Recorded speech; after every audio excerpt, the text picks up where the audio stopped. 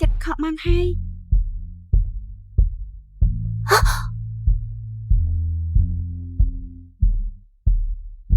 មួយបាត់នេះជូនសៀឆេងមួយបាត់ទៀតជូនបងស្រី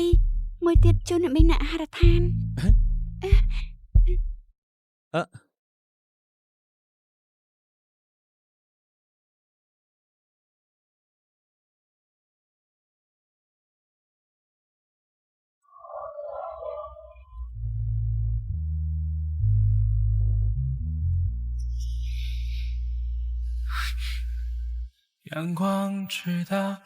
ខ្ញុំគឺហ្វូស៊ឺជូថ្នាក់11បន្ទប់1បើមានរបួសត្រង់ណាឬមានរឿងអីតាក់ទងមកខ្ញុំបានគ្រប់ពេលណែតោះទៅយឺតពេលហើយសុំទោសខ្ញុំទៅហើយហ្វូស៊ឺជូអាចឈួតមែនទេចិត្តយឺតពេលហើយណា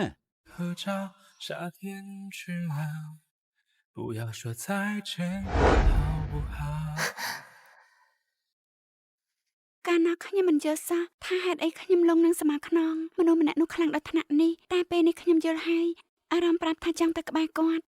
តែមិនហ៊ានធ្វើអ្វីតតែសោះអារម្មណ៍នេះហៅថាលួចស្រឡាញ់ជូអាយ24ឆ្នាំហើយនៅមិនទាន់មានមិត្តប្រុសទៀតចង់សាកតណាត់ជួបមួយឬអត់ហើយឯងត្រូវមកខ្ញុំសោកប៉ាន់មែនទេបានជាមកប្រាប់ឲ្យខ្ញុំតណាត់ជួបពេលនេះខ្ញុំមិនទាន់គិតចង់មានមិត្តប្រុសទេជូកុំប្រាប់ថាឯងនៅស្រឡាញ់ម្នាក់ដែលរៀនបន្តនៅអង់គ្លេសនោះណាខ្ញុំអត់ទេ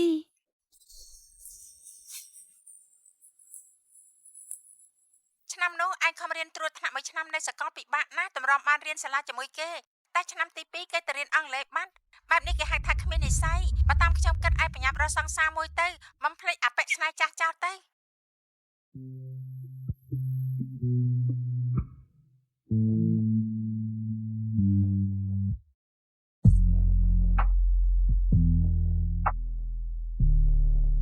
一股心汲汲营营寸步难行慢慢累积拼凑不完整的旋律我一贯的小心翼翼现在却想要告诉你好喜欢你像春天的花朵盛开在夏夜里像微风吹过雨后泥土的香气像迷途的旅人到达了目的地像飞舞蝴蝶被绚烂色彩吸引像流转许久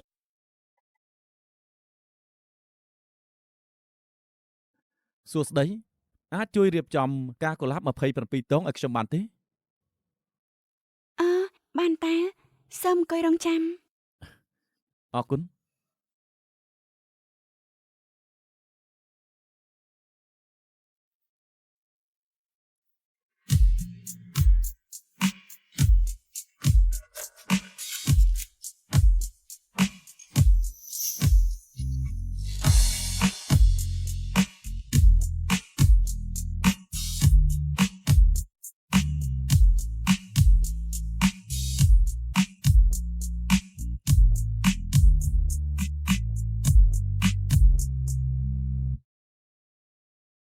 ការរបស់លោក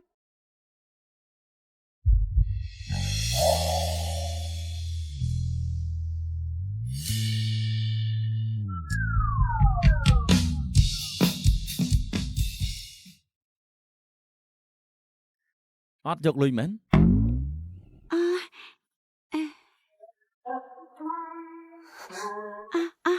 120 យន់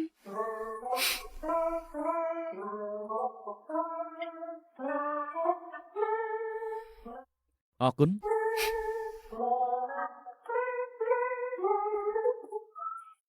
ឆាប់សិន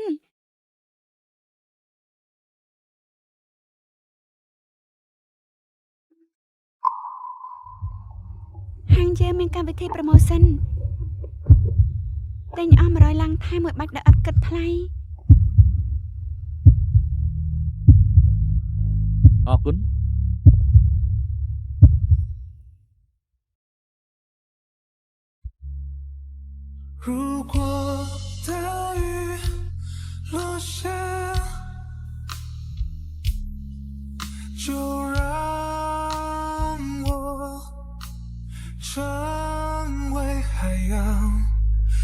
些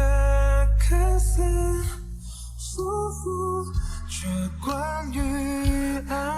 រេរេថ្ងៃកំណើត 每一朵浪。 នៅនឹងសិន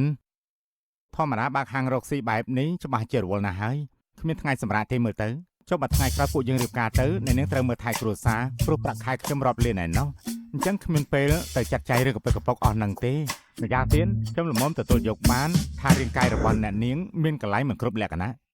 តែខ្ញុំមិនអាចទទួលយកមនុស្សខុសក្បាលមិនគ្រប់លក្ខណៈនោះទេ ហ៎នាងចំជាឆ្លើយមែន ពេលឆ្នាំនេះមនុស្សដែលមករកឲ្យខ្ញុំសុទ្ធតែពួកចម្លែកមិនដឹងមកពីណាទេលោកខ្ញុំគិតថាការណាត់ជួបពួកយើងគួរតែចាប់ហើយខ្ញុំត្រូវតែមើលហាងជូនពររបស់មនុស្សទ្រាំជាមួយនឹងមនុស្សមិនគ្រប់ដូចជាលោក ហើយសុខសាន់នាងមិនគួរសំទោសខ្ញុំសិនទេអី លោកទេទៅជាអ្នកត្រូវសុំទោសខ្ញុំនោះលែងដៃ យ៉ានាងហ៊ានផងហ៎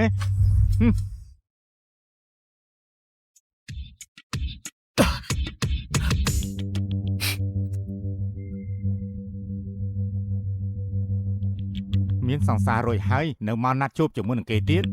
ពួកយើងមិនមែនលោក បើនៅមើលទៀតយើងនឹងខ្វេះក្របភ្នែកឯងហើយ ហោះយើងមិនចង់ប្រកែកជាមួយពួកអត់បានកើតដូចជាឯងទេ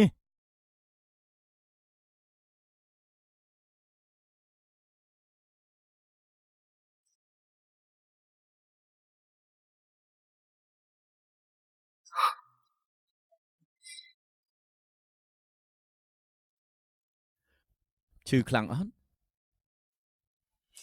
ឈឺខ្លាំង 결국 너와 버린 ខាងក្រៅភ្លៀងហើយទៅកន្លែងខ្ញុំទៅនៅជិតហាងផ្កានាងល្មមត្រូវការឲ្យខ្ញុំជូននាងទៅវិញអត់ មិនក៏លោកដឹងបាន ផ្ការបស់នាងស្អាតដល់ហើយ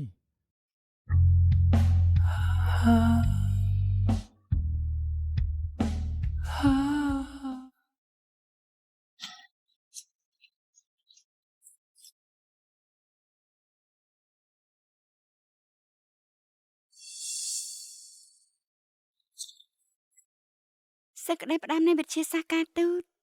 អោះនេះគឺជាសភៅដែលខ្ញុំរៀន វិទ្យាសាស្ត្រការទូតកាលនៅសាកលវិទ្យាល័យគាត់ស្រាប់ទៅស្រុកគេមើលទៅតេតទៅនៅរឿងនេះហើយតែខ្ញុំចាំបានថាក្តីសម័យរបស់គាត់ចង់ធ្វើជាអ្នកចម្រៀងក្នុងក្រុមតន្ត្រីតែអរគុណដែលជូនខ្ញុំមកវិញខ្ញុំតែមុនហើយ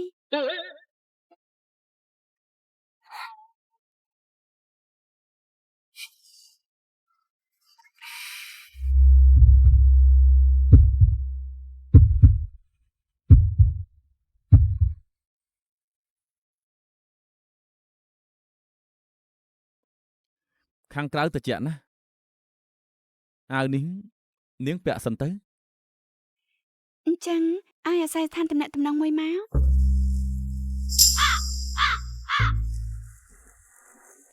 អាយនេះចាំបើស្អាតឲ្យខ្ញុំយកមកឲ្យលោកវិញយ៉ាងណាក៏ត្រូវមានលេខតាក់ទងលោកដែរ បាន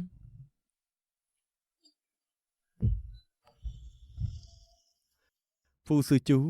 ជាឈ្មោះរបស់ខ្ញុំ សិនជូអ៊ីងជាឈ្មោះរបស់ខ្ញុំ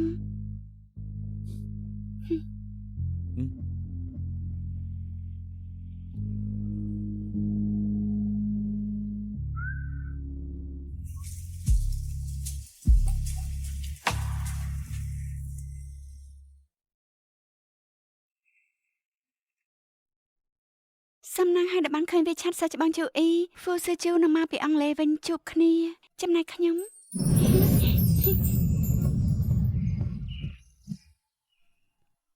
អាជូខ្ញុំមានសិស្សប្អូនថ្នាក់ក្រោមឈ្មោះសិនជូអ៊ីងការនៅរៀនវិទ្យាល័យដូចជារៀនជាមួយឯងនិងចំនួនជាមួយគ្នាដែរឯងស្គាល់នាងអត់ មិនស្គាល់ទេមិនធ្លាប់តាក់ទងគ្នាផង ណាចាពួកយើងមិនដែលបានតាក់ទងគ្នាពិតមែន ឯងបើកហាងនេះច្បាស់ជាចំណេញលុយច្រើនហើយយកលុយខ្លះមកសងគុណប៉ាវិញខ្លះមក ខ្ញុំមានតែម៉ាក់គ្មានប៉ះទេ ក៏មិនដឹងគុណឯងនេះរកលុយបានភ្លេចឪពុកខ្លួនឯងហើយហ៎ ម៉ែមិនចេញខ្ញុំប្តឹងប៉ូលីសហើយ និយាយទៅប៉ាឯងសុំលុយមិនទិញទួយសោះទុកចាប់ទៅប៉ូលីសហ៎ហើយទៅយើងចាំតែមើលទេ ប៉ា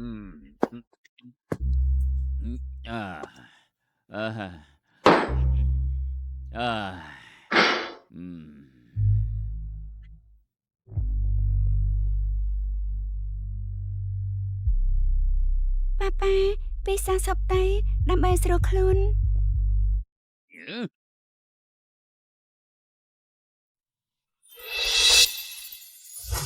ចង់ធ្វើអី ចង់ធ្វើអីយើងជាប៉ារបស់នាង បើមិនព្រមចេញពីទីនេះទេខ្ញុំនឹងប្តឹងប៉ូលីសហើយ អាល្អិត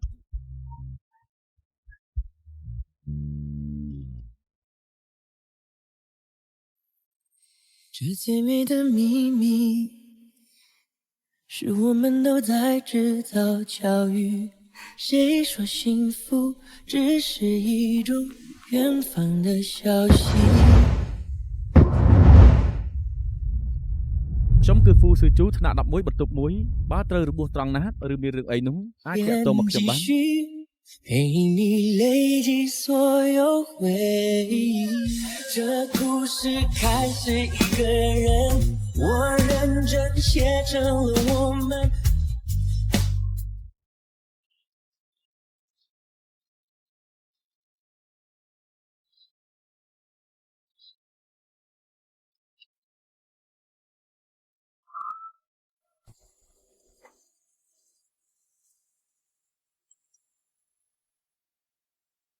ខ្ញុំសឹងអាយលោករបៀបណា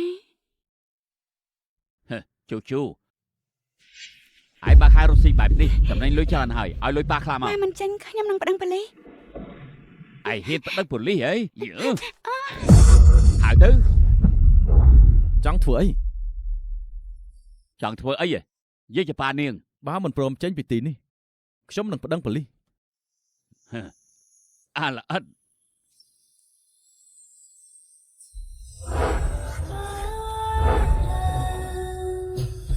I'm here to stay. 내 곁을 맴돌아 너르지 않아. If you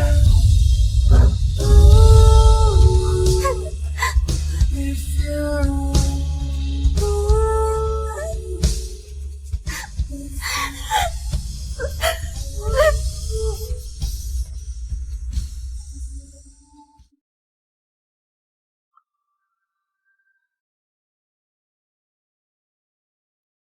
ឯងនឹងស្គាល់ផ្លូវមកផ្ទះដែរតើប្រាប់យើងមកមើលឲ្យតែឯងទៅក្រៅប្រទេសដឹងតែទៅកន្លែងសង្គ្រាមហែកហួរមិនបានទេយើងត្រូវរកប្រពន្ធឲ្យឯងដើម្បីចងជើងឯងឲ្យនៅមួយកន្លែងទើបបាន ថ្មីនេះខ្ញុំរវល់ចាំខ្ញុំទំនេរទៅហាមការនាង អាយ៉ាអាយុប៉ុណ្ណឹងហើយគ្មានគ្រួសារទៀតមិនសមជាចៅយើងសោះឆាប់ប្រាប់យាយមើលឯងចូលចិត្តមនុស្សស្រីបែបណា លោកយាយខ្ញុំពេញចិត្តក្មេងស្រីញញឹមបែបសុភាពចូលចិត្តស្លៀករ៉ូបវែងៗមានក្លិនផ្កាជាប់ខ្លួនគ្រប់ពេល ការរបស់យាយ អរគុណអេចៅស្រីអា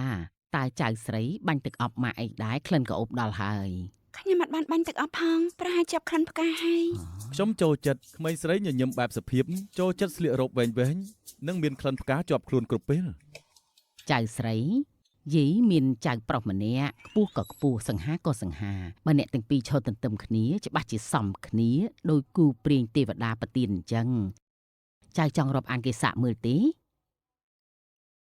ខ្ញុំមិនទាន់ចាំមានស្នេហានៅឡើយទេអរគុណលោកយាយ មិនអីទេមិនអីទេថ្ងៃក្រោយយាយនឹងឧស្សាហ៍មកលេងបើពេលណាចៅចង់បានមិត្តប្រុសកុំភ្លេចប្រាប់យាយផងណា ចា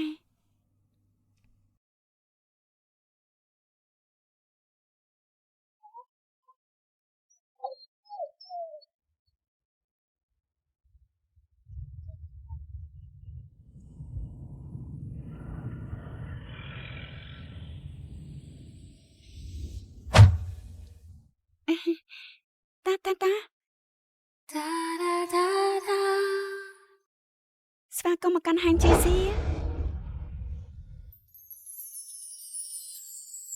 យ៉ាងម៉េចហ្នឹង មិនស្វាគមន៍ខ្ញុំទេ ស្វាគមន៍តា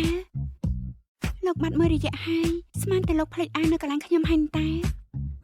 អាវរបស់ខ្ញុំភ្លេចមែនតាតែពេលឃើញគេលក់ផ្កានៅពលានខ្ញុំស្រាប់តែចង់ជួបនាង អង្គុយសិនទៅចាំខ្ញុំទៅយកមកឲ្យ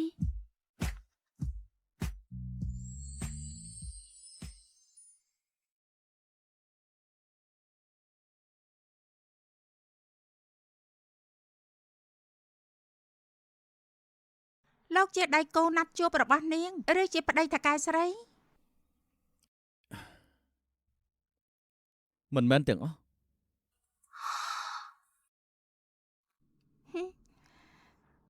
រាល់ភ្ញៀវដែលមកទីនេះនាងសួរអញ្ចឹងគ្រប់គ្នាមែន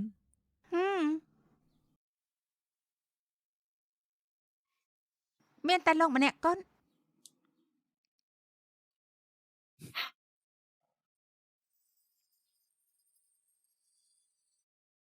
ពេលនេះគឺមិនទាន់មានទាំងពីរ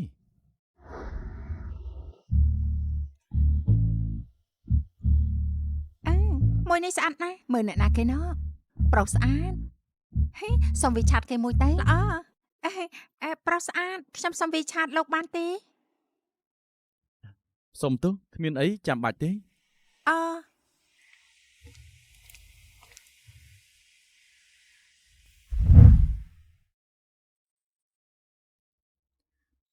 ត្រូវហើយនៅក្នុងហាងល្មមឲ្យខ្ញុំអានសភៅបានអត់ មានតែខាងក្នុងចាំខ្ញុំនាំលោកទៅ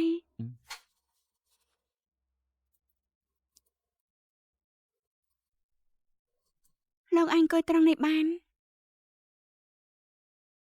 អញ្ចឹងខ្ញុំសុំទៅធ្វើការសិនហើយ បាន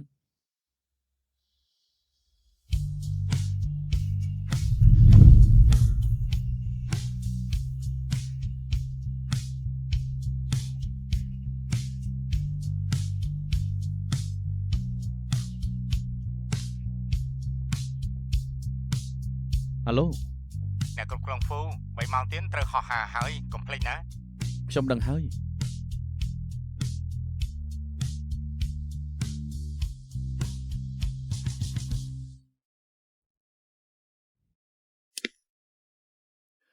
សួស្តី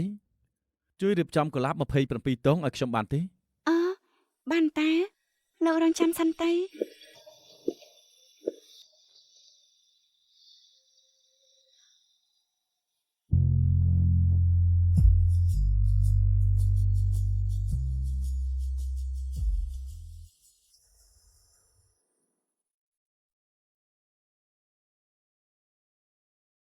ផ្ការបស់លោក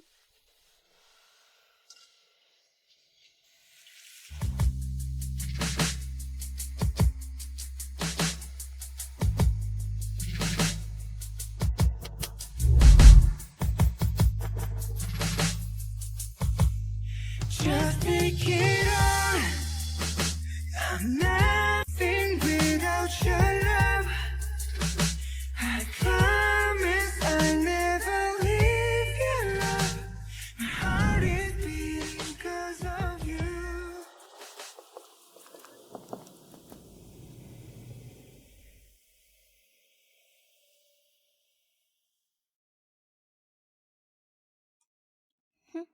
ណែ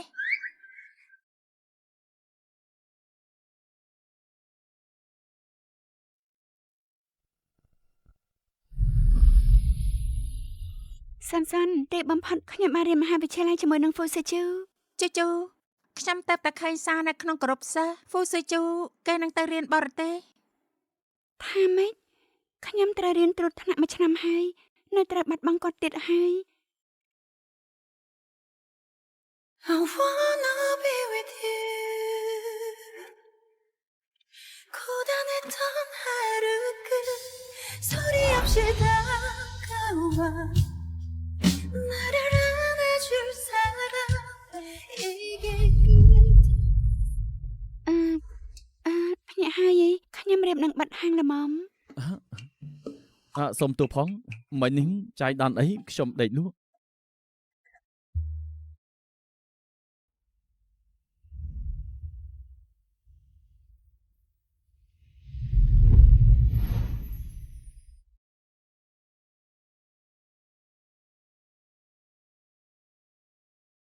ឈប់សម័យឈួតទៀតទេសិនជូអ៊ីង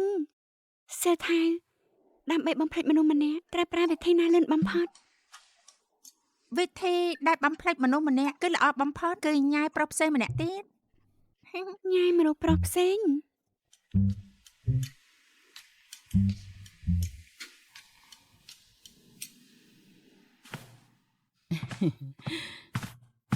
ចៅស្រី ថ្ងៃនេះគិតគូរដល់ណាហើយអាចៅយាយនឹងកម្ពស់គេប្រហែលជា1.85 ម៉ែត្រចរិតចាស់ទុំមុខចំនួនក៏ជោគជ័យរូបរាងនឹងក៏សង្ហាចរិតមាយាទក៏ល្អទៅទៀតសាកជួបគេបានម្ដងទៅតែម្ដងក៏វាមិនខាត់អីដែរ អញ្ចឹងក៏បានខ្ញុំសាកជួបមកគេម្ដងទៅចុះ អញ្ចឹងល្អណាស់ សាកប្រើវិធីដែលសេថៅ5ម្ដងចុះ លោកយាយខ្ញុំប្រាប់រួចហើយថាខ្ញុំមិនទៅមើលមុខនរណាទេ ក្រែងឯងជាអ្នកដាក់លក្ខខណ្ឌទាំងអស់ហ្នឹងហីញញឹមបែបសុភាពចូលចិត្តស្លៀករ៉ូបវែងរួមទាំងមានក្លិនផ្កាជាប់ខ្លួនទៀតយាយចាស់ម្នាក់នេះដើរសួរគេឡើងពេញទីក្រុងទៅហើយតម្រាំរកបានមនុស្សគ្រប់លក្ខខណ្ឌឲ្យឯងមិនក៏ពេលនេះមិនចង់ជួបនាងទៅវិញយាយប្រាប់ប្តឹងចោះហាងផ្កាដែលនាងបើកនៅវិថីវូតុងនេះអាយយលក់ដាច់កាប់លុយរបស់គេណាផ្កាក៏ស្អាតប្លែកភ្នែកទៀតណាហើយចុះបើឯងមិនចង់ជួបនាងទេចាំយាយណែនាំនាងឲ្យប្អូនឯង ជប់សិនហាងផ្កានៅវិថីវូតុងមែនទេ ត្រូវហើយហាងនេះឈ្មោះថា ជឿសៀ ត្រូវចៅស្រីយាយបានសម្រេចជាមួយចៅយាយហើយស្អែកម៉ោង 12 ថ្ងៃអ្នកទាំងពីរត្រូវជួបគ្នានៅហាងម្ហូបអឺរ៉ុប ចាបានយាយមានរូបថតចៅប្រុសឬក៏អត់ដើម្បីឲ្យខ្ញុំចំណាំមកគេបា អា ន យ៉ាមិនបាច់ទេចាំយាយប្រាប់ចុះ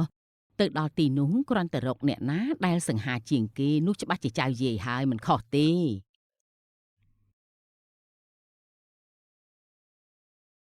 ម្នាក់ដែលសង្ហាជាងគេ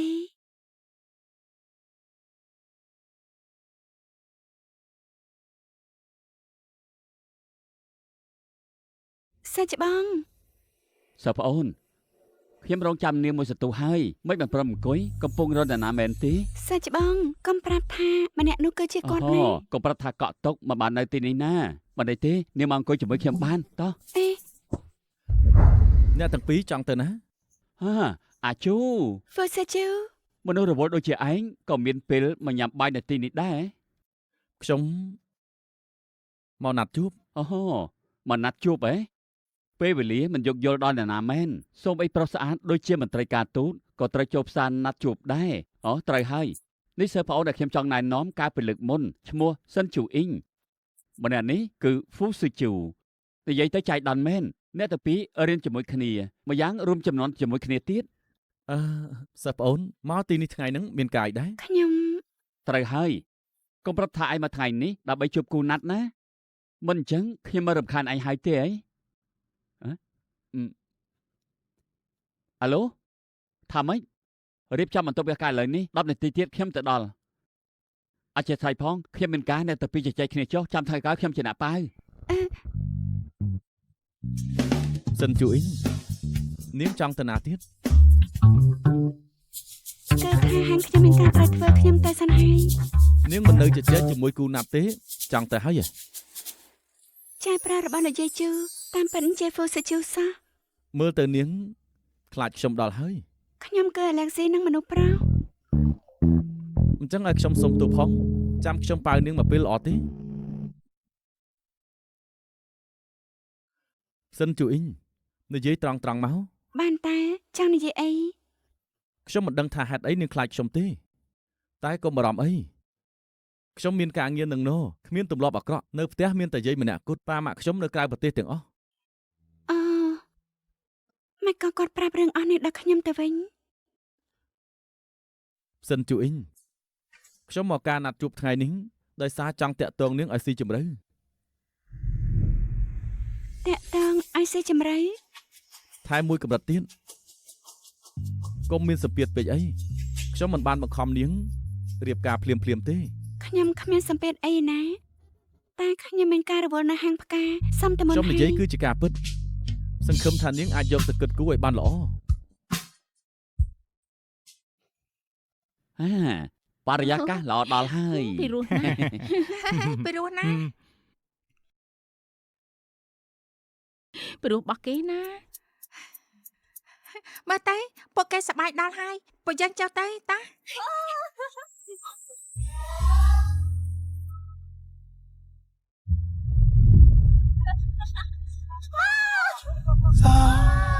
Loving you is like tequila crazy ride， 试探着也惶恐着，这是否算是爱？ ហ្វូសាជូដែលលោកចង់ស្គាល់ខ្ញុំឲ្យបានច្បាស់មកពីលោកនិយាយបង្ខំលោកមែនទេ អត់ទេ លោកនិយាយជាការពិតទេ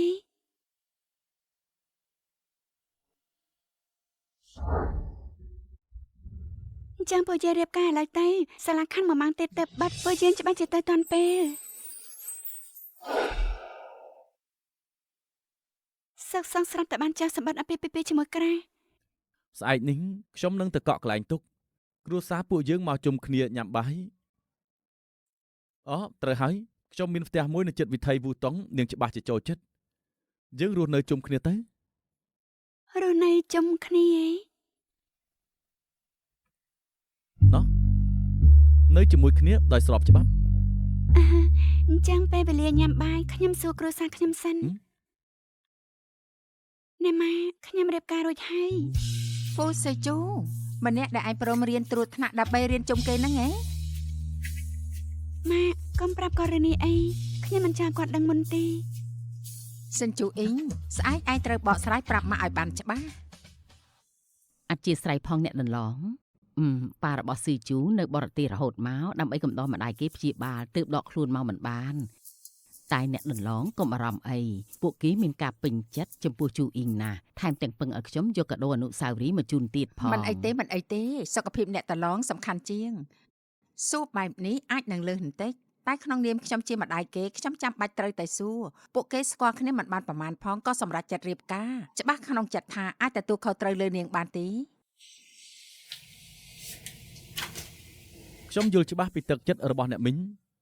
របស់នេះជាចំនួនខ្ញុំជូនដល់ជូជូហើយឯកសារមួយច្បាប់នេះជាកិច្ចព្រមព្រៀងអាពាហ៍ពិពាហ៍មិនថាថ្ងៃក្រោយទៅមានរឿងអ្វីកើតឡើងធ្វើឲ្យពួកយើងមិនអាចបន្តទៅមុខខ្ញុំក៏សុខចិត្តចាក់ចែងដោយដៃទៅទេខ្ញុំដឹងថាពួកយើងឆាប់ចុះសម្បត្តិអាពាហ៍ពិពាហ៍តែរឿងមួយនេះមិនមែនអារម្មណ៍មួយឆៅរបស់ខ្ញុំនោះទេខ្ញុំធានាចំពោះអ្នកមីងខ្ញុំអាចទទួលខុសត្រូវលើជូជូបាន ល្អសង្ឃឹមថាឯងអាចធ្វើបានដូចសម្ដីទៅចុះមើលទៅថ្ងៃក្រោយជូជូច្បាស់ជាដកខ្លួនមិនរួចពីគេទេ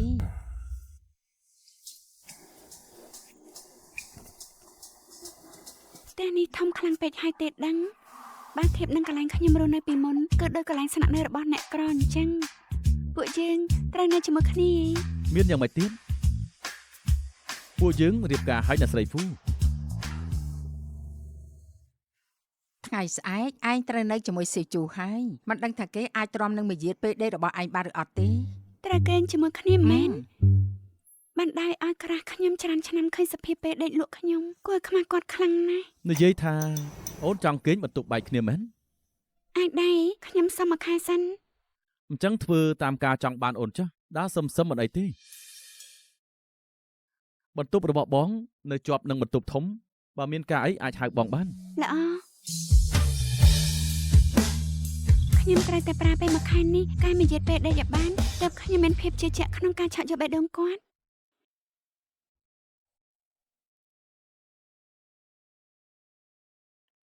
ទៅមើលប្រុសស្អាតខាងនោះបន្តិចមើលទៅគាត់ដូចប្តីអត់ខាន់ស្លាខ្ញុំអញ្ចឹង ជាប្តីរបស់ខ្ញុំទេ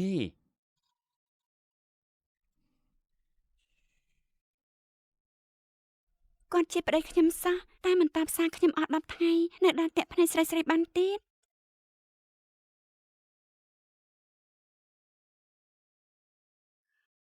មកដល់ហើយអ្នកស្រីហ្វូមានអីឲ្យខ្ញុំជួយចាត់ចែងបានទេ ក៏បានខ្ញុំមិនគប់បន្ទោសគាត់ទេគាត់គ្រាន់តែរវល់ប៉ុណ្ណោះមិនបាច់ទេបញ្ញាប់ទៅវិញទៅ អូនកើតអីហ្នឹង ដេកនៅនឹងហើយបងហត់នៅណាហើយនៅខំមកកន្លែងខ្ញុំទៀតអេ ណា បងធ្វើអី មិនក៏អូនខឹងបងអញ្ចឹងជូជូ សិនជូអ៊ីងស្ងាប់អារម្មណ៍កុំចិត្តទៅនឹងសម្រាប់របស់គាត់អីសោះបងធ្វើការ10ថ្ងៃហើយមិនបានប្រាំតាប់សារខ្ញុំសោះអញ្ចឹងមិនដឹងទេថាខ្ញុំនៅលោកយាយបារម្ភពីបងខ្លាំងប៉ុណ្ណា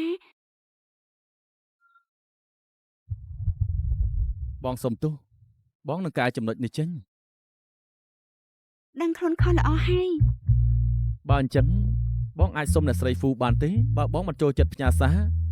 អាចទេមកជួបអូនវិញបានអត់ បានតែបើបានទេវីដេអូទៀតកាន់តែល្អ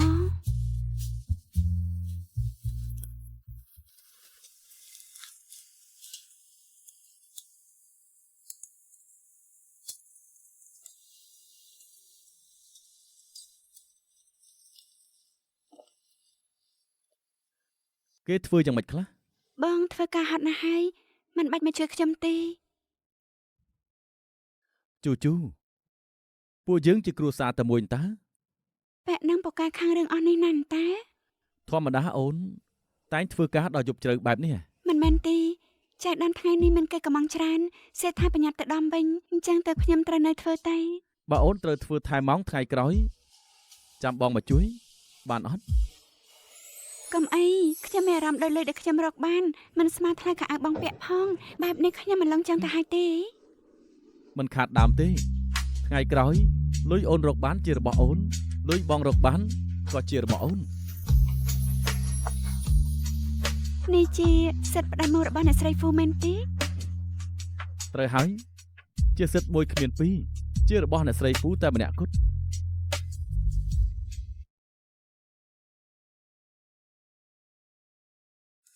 អូអ្នកនាងសិន ជាម្នាក់ដែលខ្ញុំធ្លាប់ណាត់ជួបលើកមុនតែ ខានជួបគ្នាយូរមកហើយជួយរៀបចំផ្កាឲ្យមិត្តស្រីខ្ញុំផងមួយបាច់មកយកផ្កាដែលថ្លៃជាងគេបំផុត ហានីបងល្អចំពោះអូនមែន នឹងដោយសារតែហានីរបស់បងស្ដាប់បង្គាប់មិនដូចមនុស្សស្រីខ្លះទេមិនចេះស្គាល់ល្អអាក្រក់ខ្លួនឯងតែជាថ្លង់សោះនៅរស្តង់ដារខ្ពស់ទៀតស្រីបែបនឹងមួយជាតិនេះបែបរកប្តីមិនបានទេ ខ្ញុំរៀបការរួចហើយ រៀបការម្រាមដៃនាងគ្មានចិញ្ចៀនមួយផងមានមុខថារៀបការរួចទៀតលេងសាយតែដឹងអី មិនពាក់ចិញ្ចៀនមិនបានន័យថានៅលេងនោះទេ តាមខ្ញុំមើលទៅនាងច្បាស់ជាត្រូវប្រុសបោះបង់ចោលហើយចាំបាច់សម្ដែងធ្វើអី ប្រោដូចជាលោកកំពុងមិនស្មើវោតាឡាំងផងមកវិញអាក្រក់ដូចនឹងគ្រក់ខ្លោចនៅមានគេយកខ្ញុំរៀបការមានរឿងអីដែលថាចម្លែកទៅ អូ ហានីនាងកំពុងដៀលពួកយើង នាងម្នាក់នេះ ចាំខ្ញុំយ៉ាងម៉េចនិយាយតែដល់អញ្ចឹងក៏បែបតែចាញ់ពីកំណំសោយដល់កន្លែងខ្ញុំពួកឈួតនេះ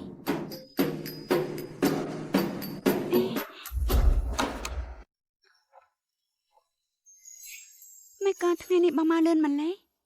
បងថ្ងៃនេះចង់មកទទួលអូនចេញឲ្យលឿនតិច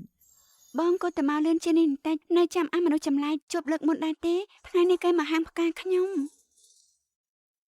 ម្នាក់ដែលធ្លាប់បំពេញអូនលើកមុននោះគេមកធ្វើបាបអូនទៀតមែនទេ មិនមែនទេខ្ញុំបានចេះគេម្ចាស់ដៃហើយ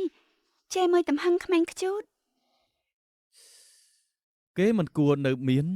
គំនិតមិនល្អចំពោះអ្នកស្រីហ្វូបងសោះ តួខ្ញុំទាំងក្មេងមានសម្រស់ស្អាតមែនតែថ្ងៃនេះគេនាំមិត្តស្រីគេមក បងមិនខ្វល់ថាគេមានបំណងអីទេ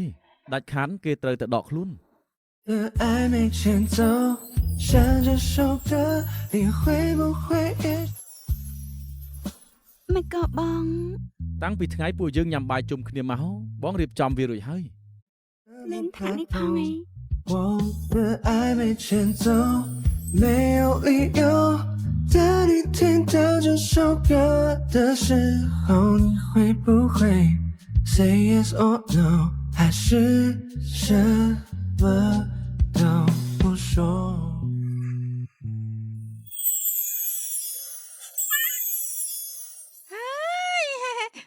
អញកំពុងធ្វើស្អីហ្នឹងចិញ្ចៀននៅលើដៃហ្នឹងវាយ៉ាងម៉េចវិញទៅ ខ្ញុំរៀបការរួចហើយជាមួយហ្វឺស៊ឺជូ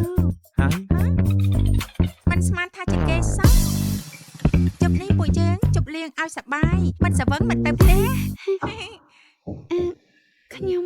ទៅចុះតែកុំផឹកចានពេកបើមានការអីតែរកបងបាន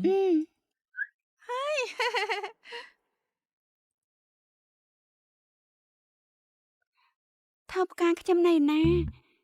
បាននៅតែរកមិនឃើញទៀតអត់ដែលខ្ញុំច្បាស់ជាដឹងពីអត្តសញ្ញាណជាទេពធីតាផ្ការបស់ខ្ញុំមិនខានដែលខានមិនអាចគាត់ដឹងទេ ដឹងរឿងអីគេ អ វ៉ាវសង្ហាណាស់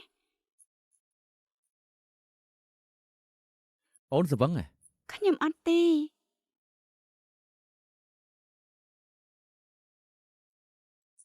ខ្ញុំអាចសំប៉ាបន្តិចបានឬក៏អត់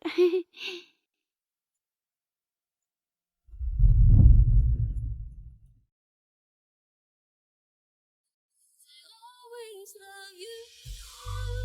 'cause I always love you. 你给的喜欢才左右，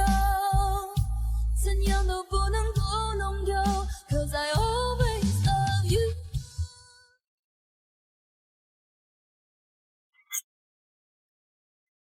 មិនស្មានថាយប់មិញខ្ញុំហ៊ានដេកក្នុងបន្ទប់ប្តីសោះមកសាមេមានរឿងអីកើតឡើងមិនក៏ខ្ញុំនឹកមិនឃើញអីសោះអញ្ចឹងសង្ហាណាស់ខ្ញុំអាចសុំប៉ាបន្តិចបានទេចាប់បន្តទៀតចង្រៃយើមិនដឹងបានប៉ារបស់គេមែនឬក៏អត់ទេ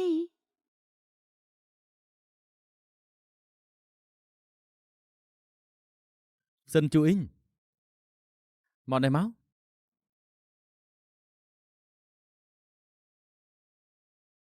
អូនគ្មានអីត្រូវនិយាយជាមួយបងទេ អូខ្ញុំខុសហើយខ្ញុំមិនគួរស្វឹងហើយរត់ជិះបន្ទប់បងទេថែមទាំងកេងចំណេញលើបងទៀតខ្ញុំមិនមែនមនុស្សចិត្ត និ បង្ខ ស្សិត ំ អេ ទេ ជាអ្នកណា និស្សិតអេ គេជាអ្នកណាឲ្យប្រកាសទៅ លោកប្តីពេលបងញញឹមស្អាតដល់ហើយស្រស់ដោយផ្ការដោយផ្ការីកតាមខ្យល់បក់អញ្ចឹងតាបានធ្វើប្តីខ្ញុំមិនអន់ជាងក្រាស់ទេពេលខ្ញុំប្រមាណទេ មនុស្សដែលអូនពេញចិត្តជាអ្នកណា មិនប្រាប់បងទេ អញ្ចឹងក៏បានបងអាចយល់បានវាជារឿងធម្មតាទេ អេឆាប់សិនចាំបន្តិចសិន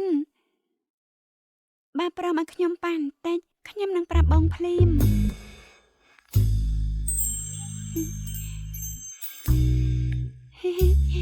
ស្បែករលងមិនណយទេ អញ្ចឹងជូអាចប្រាប់បងពេលនេះបានហ្នឹងអូនចូលចិត្តអ្នកណាជាងគេ និស្សិតអេ និស្សិតអេហ្នឹងមានឈ្មោះអីទៅ បងទេទៅ អញ្ចឹងតើនិស្សិតអេជាអ្នកណា ខ្ញុំមានអារម្មណ៍ថាយកមិញផឹកឡើងវិញអស់ហើយ មែនហើយអញ្ចឹងរឿងដែលអ្នកស្រីហ្វូបង្ខំចាប់ថើបបងតាំងពីយប់មិញអូនភ្លេចដែរមែនទេ ប្តីខ្ញុំចាំមិនបានទេតាមធម្មតាខ្ញុំមិនមែនប្រភេទមនុស្សបំពេញអ្នកដទៃបែបនេះទេ មិនចាំមិនមែនបានន័យថាអូនមិនធ្វើទេ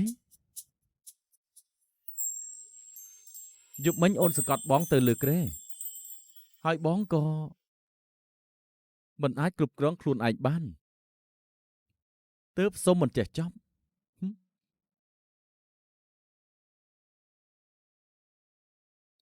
គួរឲ្យស្ដាយដែលអូនចាំអ្វីមិនបាន មានរឿងបែបនេះផងអីច្បាស់ណាស់ថាគាត់កំពុងតែបំផ្លាញការពិត បើអ្នកស្រីហ្វូចាំមិនបានមិនចាំបាច់បង្ខំទេតែយ៉ាងណាអូនស្វាងស្រាហើយតា ឆាប់និយាយឲ្យទៅមើលហាងវិញ ចាំចេញបងទៅទទួលអូន អាជូខ្ញុំមានសិស្សប្អូនស្រីម្នាក់សិនជូអ៊ីងលើថាការនៅវិទ្យាល័យនៅរៀនជាមួយឯងរួមចំណន់ជាមួយឯងទៀតស្គាល់នាងទេ មិនស្គាល់ទេមិនធ្លាប់តាក់ទងគ្នា ជូចារៀបចាប់ហើយតែថតរូបជុំគ្នាទៅសិនជូអ៊ីង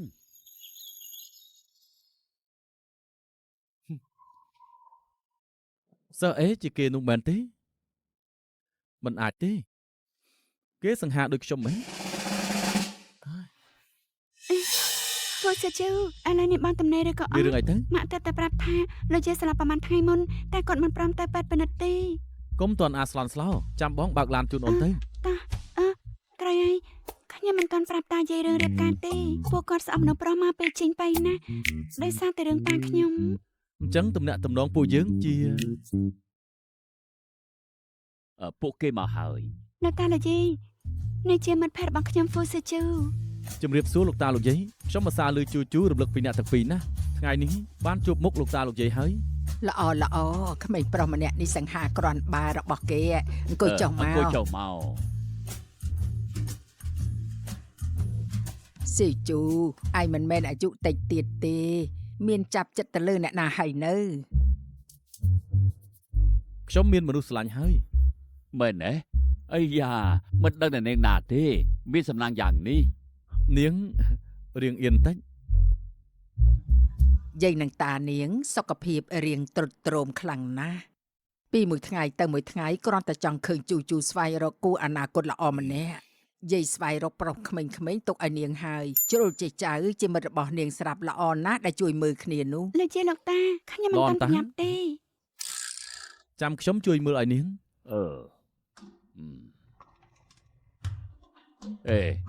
ម្នាក់នេះមិនអន់ទេគេបើក្រុមហ៊ុនបច្ចេកវិទ្យាថ្ងៃមុខអភិវឌ្ឍកាន់តែប្រសើរ ម្នាក់នេះ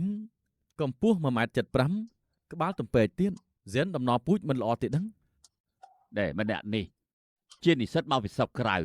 បុគ្គលិកហិរញ្ញវត្ថុ មុខអាក្រក់ហើយសាវ៉ាទៀតម្ នាក់នេះគួរតែល្អហើយគេជាសាស្ត្រាចារ្យពាក់វ៉ាន់តាមើលទៅថ្លៃធ្នូគេមានទម្លាប់សម្រាប់ប្រចាំឆ្នាំអាចកំដរជូបាន លោកតាលោកយាយ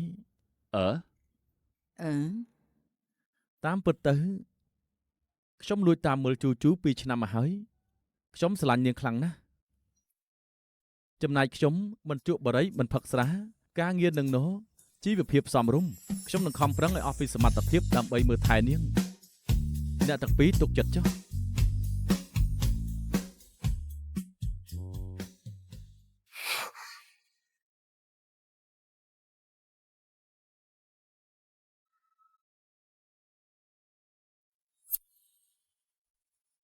ជូ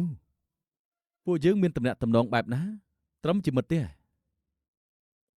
អូនចូលចិត្តមនុស្សប្រុសបែបណាម្នាក់បើក្រុមហ៊ុនផ្ទាល់ខ្លួនយ៉ាងម៉េចដែរ បងនិយាយអីហ្នឹង ឬអូនចូលចិត្តម្នាក់និស្សិតមកពីក្រៅប្រទេសចំណូលរាប់លាននោះឬមួយនិស្សិតអេនោះ ហ្វូស៊ឺជូខ្ញុំស្រឡាញ់បងហ្វូស៊ឺជូបងជាប្តីរបស់ខ្ញុំណាហ្វូស៊ឺជូ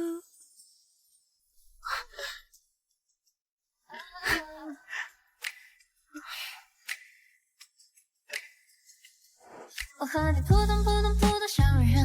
胸靠地你的呼吸，我的脉搏都是空。我和你扑通扑通扑通坠入云海中，缠绵星光万起，夜色也温柔。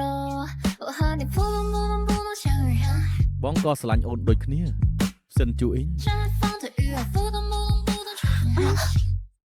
ខ្ញុំដឹងហើយបញ្ញាប់បាត់មាត់បងទៅមិនមើលថាទីនេះជាកន្លែងអីទេ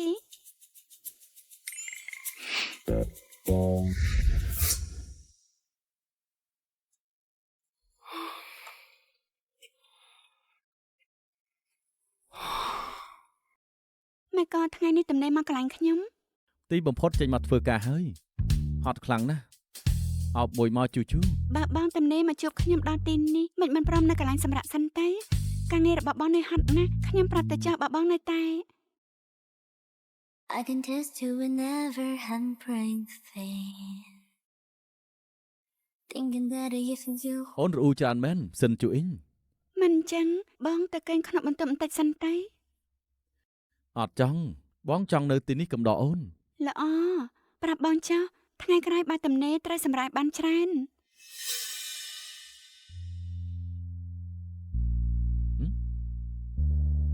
មានរឿងអីទៅ គ្មានអីទេប្រហែលខ្ញុំមើលច្រឡំហើយចាំខ្ញុំជូនបងទៅកេងមកផ្លែតព្រោះខ្ញុំត្រូវធ្វើការតិចទៀត បាន ដែលជូប្រយ័ត្នជួយប៉ាផងពួកវាចង់សម្រាប់ប៉ាចោលពិតមែនណាជូប៉ាដឹងថាឯងរៀបការជាមួយប្រុសអ្នកមានយកលុយខ្លះឲ្យប៉ាមកលុយតិចតួចចំពោះឯងច្បាស់ជាគ្មានបញ្ហាទេតែវាអាចជួយជីវិតប៉ាបានណា ខ្ញុំដាច់ខាត់មិនឲ្យលុយលោកទេក៏មករំខានខ្ញុំទៀតអី មិនក៏មិនឲ្យលុយប៉ាសោះអញ្ចឹងហេតុអីទៅ ចិញ្ចៀនឯងយកចិញ្ចៀននឹងឲ្យប៉ាមកជួយជីវិតប៉ាផងប៉ាសុំបងចាប់ប្រហែលថ្ងៃទៀតប៉ាសងឯងវិញណា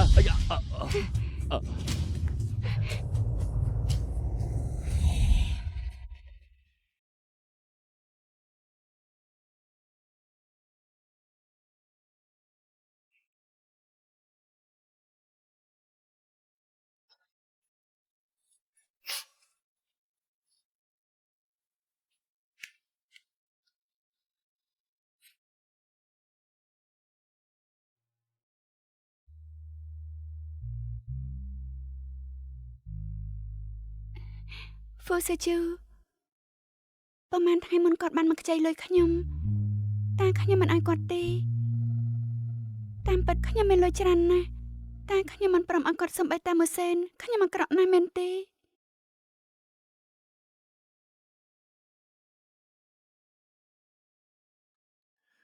មិនអាក្រក់ទាល់តែសោះ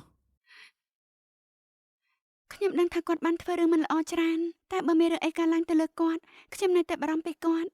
ធ្វើយ៉ាងម៉េចទៅ មិនមែនជាប់សាច់ឈាមទើបហៅថាគ្រួសារទេមានតែអ្នកល្អចំពោះអូនតែប៉ុណ្ណោះទើបចាត់ទុកថាជាគ្រួសារបើអូនពិបាកចិត្តខ្លាំងណាស់បងនឹងលួងអូនរហូតដល់អូនលែងកាត់ទុកទៀតល្អដែរទេបានហើយយំបែបនេះបាត់ខ្ជូតហើយស្ដាប់បងណាទៅលាងមុខចេញទៅ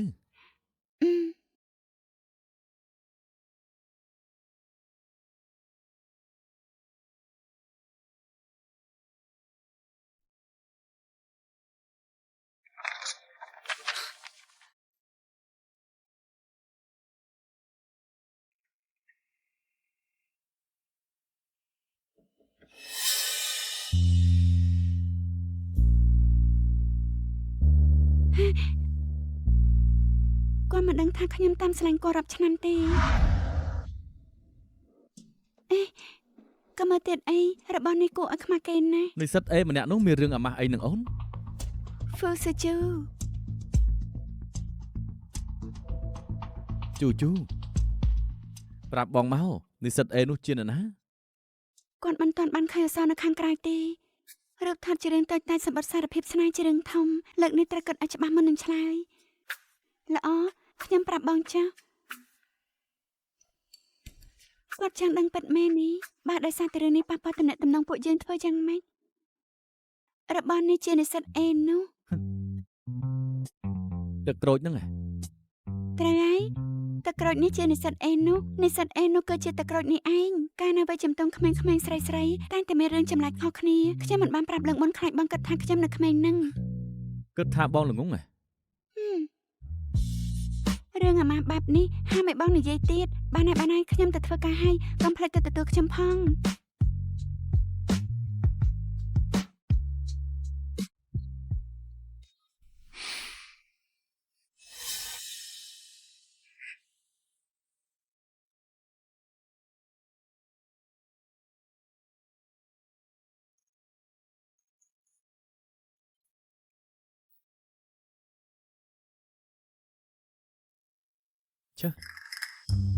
មិនប្រាំក៏មិនប្រាប់ទៅ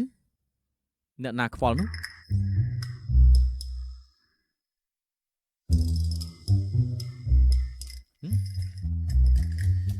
តាមពិតខ្ញុំមិនចង់ដឹងរឿងគេប្រមាណនោះទេសួស្ដីនិស្សិតអេ សួស្ដីនិស្សិតអេខ្ញុំជាសិនជឿអញមកពីថ្នាក់11បន្ទប់1ត្រូវហើយឲ្យតែមកសម្រាប់ដឹងតែខ្ញុំលួចមើលលោកហើយតាមពិតខ្ញុំស្រឡាញ់លោកយូរណាស់មកហើយតាំងពីយើងជួបគ្នាដំបូងដល់ពេលនេះដែលខ្ញុំមានអាយុ20ឆ្នាំមកទល់ពេលនេះគឺ6ឆ្នាំហើយតាមពិតសម្បត្តិនេះគួរតែរាប់ឲ្យបានច្រើនឧទាហរណ៍ពេលឃើញលោកដំបូងចាំពេលពលឺដែលថ្ងៃចាំងចំមុខលោកដូចជាកំឡុងពេលរដូវក្តៅឆ្នាំនឹងពេលខ្យល់បក់ប៉ះអាយរបស់លោកតិចឬមួយក៏បទចម្រៀងដែលលោកស្ដាប់ដាក់កាសថ្មីនេះតែវាអាចចែកបានដូចនឹងបទខ្ញុំចូលចិត្តទេក្រោយពីបានគិតអស់ច្រើនលើកខ្ញុំក៏សម្រេចចិត្តនិយាយតែរឿងសំខាន់មួយប៉ុណ្ណោះ Fusichu លោកជាមនុស្សល្អខ្លាំងណាស់ទោះស្ថិតនៅក្នុងពេលណាក៏ដោយលោកជឿជាក់លើរឿងនេះចា៎ចង់បញ្ចប់សង្ឃឹមថាលោកនឹងនៅចាំឈ្មោះរបស់ខ្ញុំសិនជូអ៊ីង Ha ha ha ha. មិនមែនទេមិនពិតទេរឿងនេះតាមពិតនិស្សិតអីជាខ្ញុំសោះតាមពិតជាខ្ញុំសោះ 别拉长，我想要永远的刻在眼前。你想带着满天星光为我闪亮，在我的 មិនត្រូវទេបែបនេះដូចជាបញ្ញាពេកហើយមិនបានទេមិនកើតទេអាឡូជូអ៊ីកំងចិញ្ចៀនថ្មីឲ្យខ្ញុំមួយមក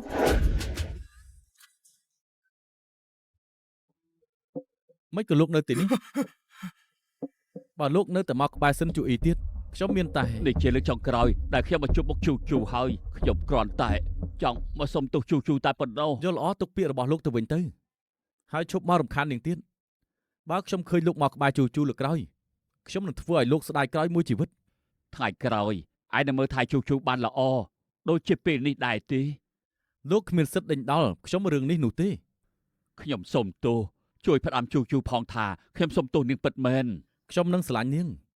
ការពារនាង ដាច់ខាតត្រូវមើលថែនាងឲ្យបានល្អកុំឲ្យដូចខ្ញុំអី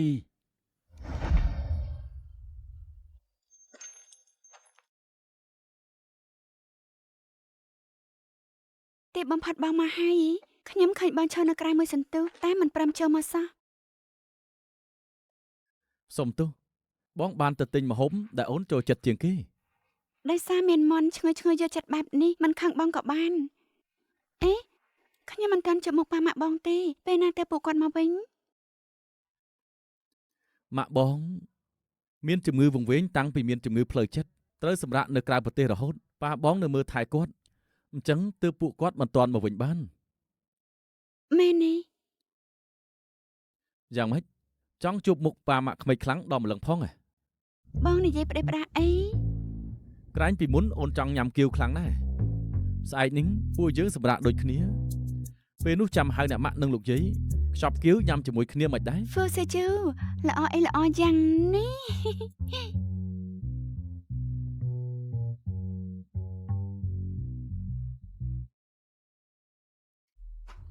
ហ្វឺសេជូបងជ្រុលពេកហើយ ព្រះហើយក៏ប្រាប់ណាថាឆ្លោះគ្នាតោះចូលទៅមើលតោះ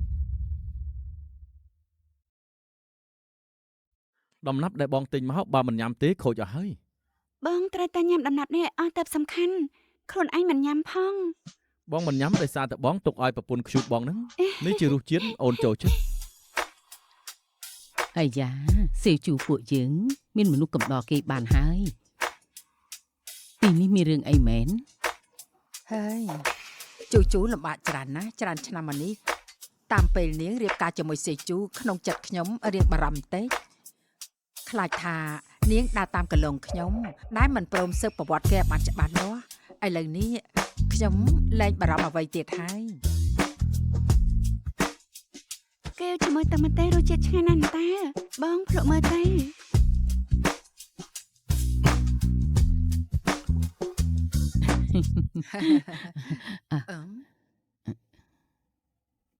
អូម៉ាក់លោកយាយ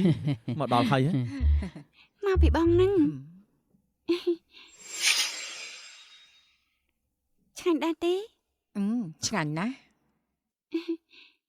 ចិនហើយ មកក៏លឿនម្លេះ អឺពួកអញញ៉ាំមុនចុះយាយទៅលើកទូរស័ព្ទបន្តិចសិន ល្អ ពួកយើងចាំតិចទៀតទៅ ឡោះ ណែកុំហៅយើងម៉ាក់ឲ្យសោះយើងមិនមែនម៉ាក់ឯងទេហើយនៅមានមុខមកជួបយើងទៀតអីកុំអីដាច់ខាត់កុំអីយើងពិបាកទទួលយកណាចរិតចាប់បែបនេះមិនបាច់មកទេហ៎នៅហ៊ានសួរពីស៊ីជូទៀតអីយើងប្រាប់ឯងចុះពេលនេះគេមានគ្រួសារកក់ក្ដៅសុខភាពល្អជួបតែរឿងល្អប៉ុណ្ណោះឯងខកចិត្តណាស់មែនទេ តាមពិតគូសេជូទៅនៅវ៉េសេឡង់មិនមែនដើម្បីជួបមិត្តស្រីទេគឺទៅលេងប៉ាម៉ាក់ ល្អណាស់អាយមកហើយហ៎ នាំគ្នាភ្លុកគៀវស្នាដៃស៊ីជូនិងជូអ៊ីងទៅ ល្អ លោកយាយអ្នកម៉ាក់ញ៉ាំមិនច្រើនទៅមិនបាច់ក្រាញ់ចិត្តទេ ជូឃើញរបស់ដាក់នៅចំមុខអូនពីដុំនោះទេក្នុងនោះមានកាក់ហុងស៊ុយ មិនក៏មិនឆាប់ប្រាប់ អ្នកម៉ាក់លោកយាយ អឺ អញ្ចឹងពិសាទៅ បងដឹងខុសហើយចាំបងជួយដួសគៀវម្ដុំដើម្បីប៉ះពៅឲ្យអូនវិញ ម្ដុំនេះក៏កប៉ាំងអាក្រក់ជាងគេ ឆាប់ភ្លក់មើលទៅ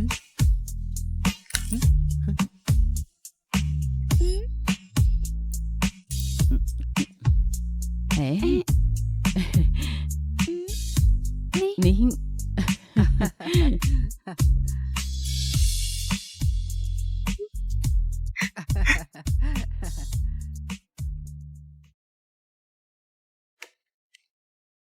ម៉ាក់មានរឿងអី ចៅសេឈិនស្លាប់ហើយ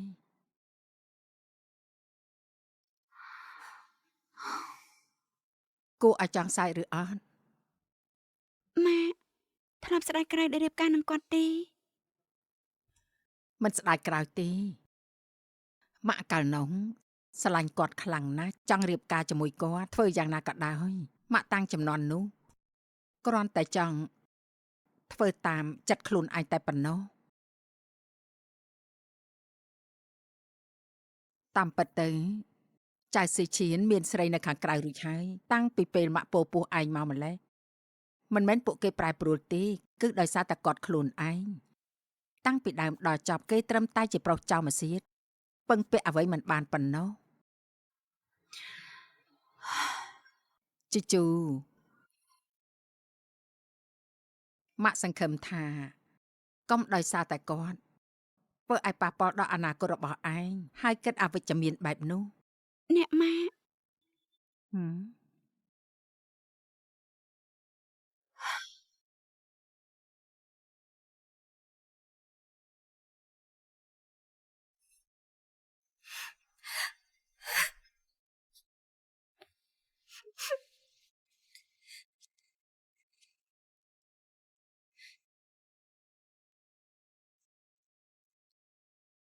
ជាងគេចំពោះការងារស៊ីជូវិញប្រហែលថ្ងៃត្រូវទៅបំពេញការងារនៅស្រុកក្រៅម្ដងនិយាយទម្លាប់ទៅហើយចៅមិនដឹងទេថាប្រហែលឆ្នាំមុនកន្លែងគ្រោះថ្នាក់គឺគេចូលចិត្តបំផុតលើកនេះគ្រោះថ្នាក់ធំណាស់មានក្របបែកខ្ទៀនបំបែងប៉ះថ្ពាល់គេទម្រាំយាយបានដឹងរឿងនេះឡើងលើប្រហែលខែបាត់ហើយធ្វើឲ្យយាយភ័យសឹងស្លាប់ចំណែកគេវិញនៅក្នុងពេលនោះគេឡើងលែងចង់រស់ទៅហើយជូជូចង់ឃើញសភាពស៊ីវជូតាំងពីនៅក្មេងអត់ ល្អ តោះ ណាស់ យាយនាំឯងមើលម្ដង ល្អ តោះ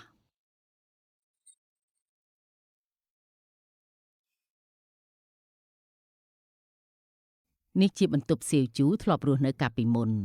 គ្រាន់តែពេលនេះយូរហើយគេមិនបាននៅទីនេះស៊ីវជូពួកយើងជាក្មេងអ្នកបងប្រុសគេចិញ្ចឹមឡើងមកកាលពីមុនគេចូលចិត្តញញឹមណាស់មានពេលនោះមានមនុស្សស្រីជាច្រើនសរសេរសម្បត្តិស្នេហាមកគេតែគេតែងតែមុខស្អុយរាល់ថ្ងៃធ្វើឲ្យស្រីនោះខ្លាចដល់រត់គេចពីគេអស់សំណាងល្អដែលមានជូជូស្រឡាញ់គេមិនស្អប់គេព្រមទទួលយកគេជូជូយាយប្រាប់រឿងនេះដល់ឯងមិនមែនចង់ឲ្យឯងពិបាកចិត្តទេគ្រាន់តែចង់ឲ្យឯងដឹងអាស៊ីវជូពួកយើងពីមុនមិនមែនចរិតបែបហ្នឹងទេ លោកយាយរឿងនេះខ្ញុំដឹងហើយ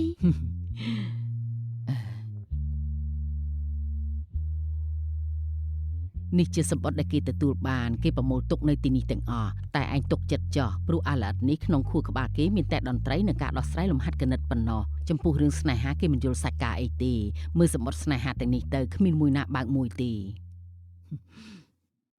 កាលនោះគាត់មិនមែនមើលងាយទឹកចិត្តស្រីដែលស្រឡាញ់គាត់ឡើយគ្រាន់តែពេលគាត់មានអាយុ22ឆ្នាំគាត់មិនព្រមទទួលយកសម្បត្តិស្នេហាអ្នកណាទេ កាលពីឆ្នាំនោះអាជូចូលចិត្តក្រុមតន្ត្រីស្បែកខ្មែរនេះណាស់ហើយគួរឲ្យស្ដាយណាស់ ស្អែកធ្វើសជូត្រឡប់មកពីធ្វើការវិញហើយចាំថ្ងៃខុសកំណត់គាត់តែម្ដងខ្ញុំត្រូវតែសប្រែគាត់ឲ្យបាន អ្នកស្រីមានខូបកំណត់មិត្តភ័ក្តិសំខាន់អីតើមែនទេ ត្រូវហើយបងមិនដឹងទេស្អែកនេះជាថ្ងៃ អូត្រូវហើយបើមិនប្រាប់ខ្ញុំភ្លេចបាត់ស្អែកជាខូបស្លាប់របស់បងប្រុសលោកហ្វូថ្ងៃនេះរៀងរាល់ឆ្នាំមិនដែលឃើញវត្តមានគាត់ឡើយ ប្រហែលការបាត់បង់សមាជិកគ្រួសារទោះគេមើលមកលោកហ្វូពង្រើកន្តើយតែវាពិបាកនឹងបំភ្លេចណា សួស្តីនាងអាចជួយរៀបចំការកុលាប27ទងឲ្យខ្ញុំបានទេ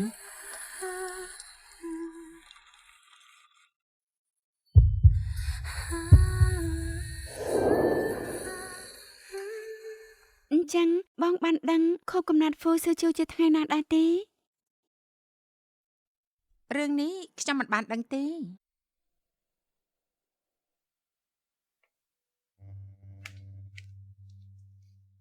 គ្មានអ្នកណាចាំថ្ងៃកំណើតរបស់គាត់ទេតែគាត់ក៏ភ្លេចដែរ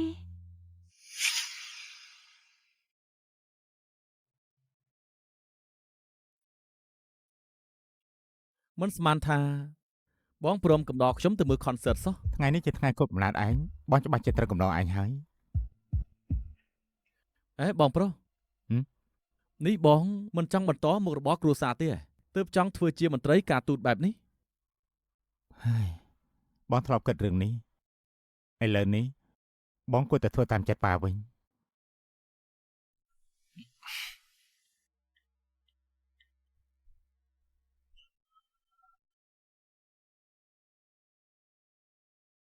បងប្រុស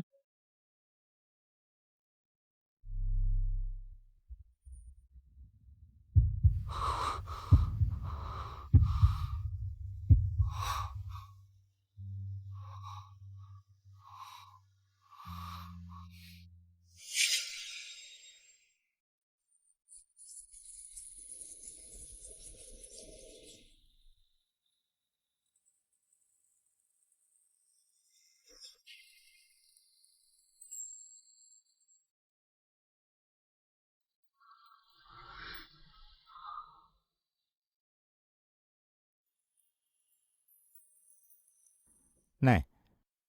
នៅឈប់ផ្លឹកធ្វើអីទៀត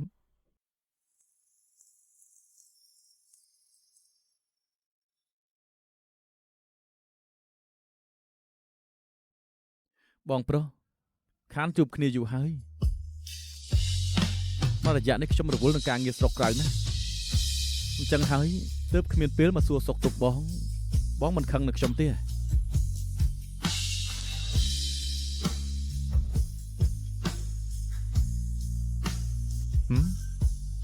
ឯងនិយាយតែប្រាស្អីហ្នឹងបងមិននឹងខឹងទៅ បងប្រុសបងនៅចាំបានទេកាលពីមុនខ្ញុំធ្លាប់និយាយថាខ្ញុំលួចស្រឡាញ់មនុស្សស្រីម្នាក់តាំងពីរៀននៅវិទ្យាល័យពេលនេះពួកយើងបានរៀបការហើយមករយៈនេះខ្ញុំទើបតែបានដឹងថាកាលនោះនាងក៏បានលួចស្រឡាញ់ខ្ញុំដូចគ្នាខ្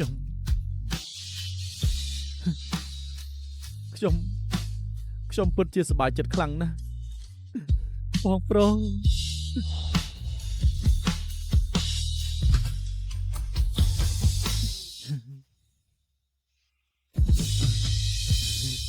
បងប្រុសស្អែកនេះបងអាយុ27ឆ្នាំហើយចាំដល់ពួកយើងបានជួបគ្នាជាតិក្រោយបងត្រូវហៅខ្ញុំថាបងប្រុសជំនួសវិញទុកឲ្យខ្ញុំធ្វើជាបងប្រុសបងវិញហ្វូស៊ឺហោះនៅជាតិក្រោយខ្ញុំសុខចិត្តស្លាប់ជំនួសបងវិញ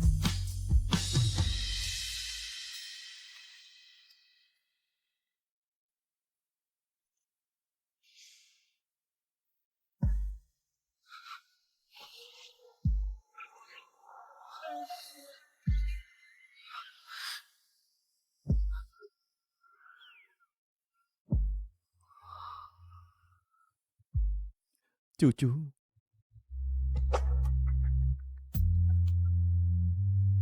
អាជូក្រោយបានលាគ្នាជាមួយបងប្រុសបងរួចដល់ពេលអបអរខុសកំណត់បងហើយ 不完美的角落，阳光在每个裂缝中散落。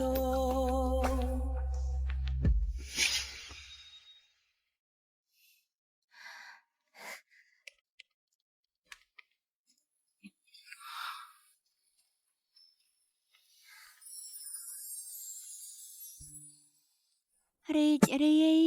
ថ្ងៃ កំណើតរីករាយថ្ងៃកំណើតរីករាយថ្ងៃកំណើតរីករាយថ្ងៃកំណើតរីករាយថ្ងៃកំណើត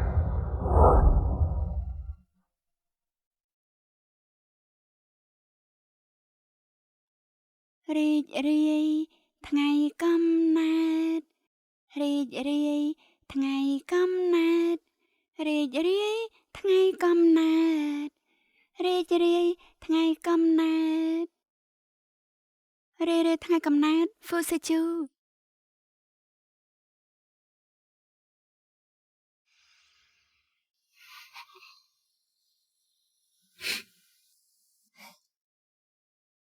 អាចបួងសួងផលិតទានបានហើយ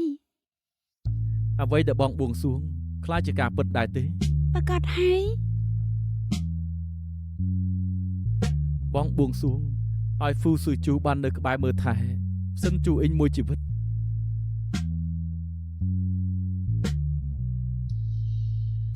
ហើយយប់នេះ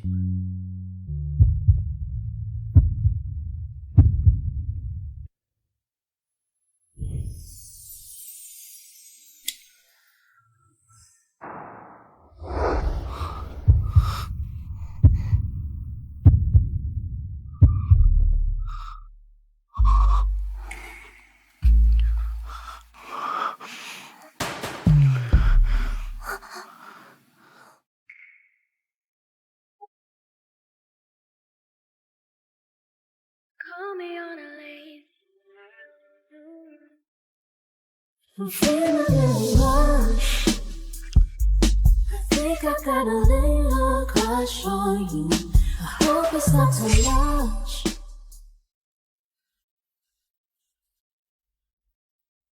រឿងដែលខ្ញុំប្រាប់លោកមុនយ៉ាងម៉េចដែរមិនជឿទេមើលទៅ អើជូអង្គុយមក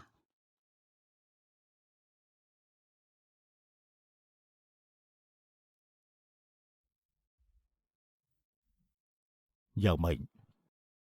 គេថាប៉ាលេបតបាក់កូនប្រសាហ៎ រឿងហ្នឹងមិនច្បាស់ដែរ ហេអាឡិតម្នាក់នេះវា អាយ៉ាបានឲ្យអញធ្វើស្អីហ្នឹងនិយាយគ្នាស្រួលបួលមើលកុំធ្វើឲ្យជូភ័យបើហ៊ានធ្វើឲ្យជូភ័យយើងមិនលើកលែងអញទេ អាយ៉ាបានហើយ ជូមិនអីទេណាមិនក៏ធ្វើថ្មឹងអញ្ចឹង ជូ អឺឯងនឹងអាជូរៀបការជាមួយគ្នាយូរហើយមែនទេប៉ានឹងម៉ាក់របស់គេរស់នៅក្រៅប្រទេសរហូតមិនទាន់មានកាដូត្រឹមត្រូវអីដល់ឯងទេរបស់នេះទុកថាពូជូនកាដូដល់ឯងមិនមែនទេគឺជាកាដូដែលប៉ានឹងម៉ាក់ជូនដល់ឯងដែលខាតត្រូវតែទទួលយកហាមប្រកែកណា អរគុណប៉ា អាជូ លោកស្រី កុំរៀបយ៉ាងផ្លូវខ្ញុំអី លោកស្រី ខ្ញុំចង់ទៅជួបអាជូមុននេះខ្ញុំឮសំឡេងគេច្បាស់ណាស់ គាត់ជាម៉ាក់របស់ហ្វូសេជូមែនទេ អាជូទីបំផុតម៉ាក់ឃើញកូនហើយ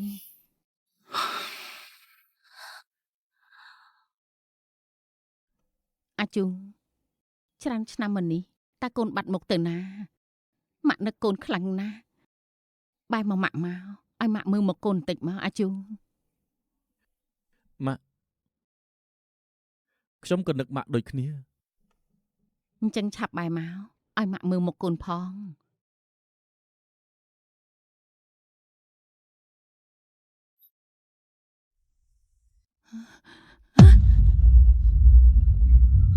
មិនត្រូវទេអញមិនមែនអាជូទេអញកំពុងធ្វើត្រាប់តាមអាហោ ម៉ាក់ខ្ញុំ ទាំងអាជូនិងអាហោអញយកពួកគេទៅលាក់ទុកណែណាហ៎ ខ្ញុំ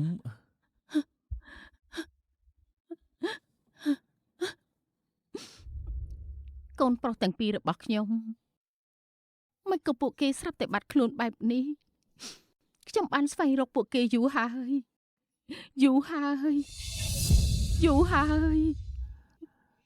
ហើយយ៉ាតោះពួកយើងទៅបន្ទប់អូនវិញពួកយើងច្បាស់ជារកកូនឃើញតោះ កូនប្រុសរបស់ខ្ញុំបាត់ខ្លួនហើយ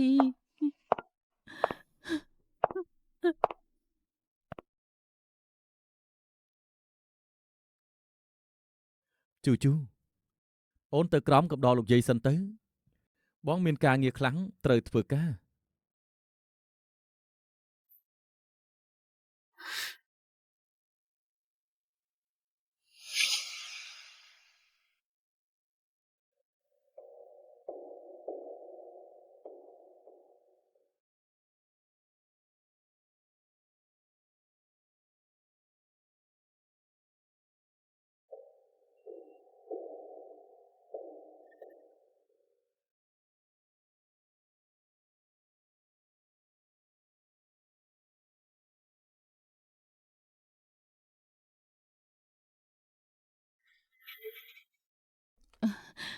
អាជូមិនក៏កូនស្គមម្លេះប្រហែលកូនរវល់នឹងតន្ត្រីណាស់ហើយទើបញ៉ាំបាយមិនគ្រប់គ្រាន់ អ្នកម៉ាក់កូនសុំទោស អាជូមិនបាច់សុំទោសម៉ាក់ទេអ្នកដែលកូនត្រូវសុំទោសនោះគឺខ្លួនឯងទៅវិញទេកូនត្រូវខំញ៉ាំបាយឲ្យច្រើនពេលនេះកូនស្គមដោយអាហារអញ្ចឹងការស្លៀកពាក់វិញក៏ដោយអាហារទៅទៀត មែនទេ អាហារនេះណាគេខានមកលេងម៉ាក់យូរហើយអាហារ ម៉ាក់បងប្រុសនឹងត្រឡប់មកវិញបងប្រុសច្បាស់ជាមកសួរសុខទុក្ខម៉ាក់មិនខានទេគាត់ច្បាស់ជាមកវិញ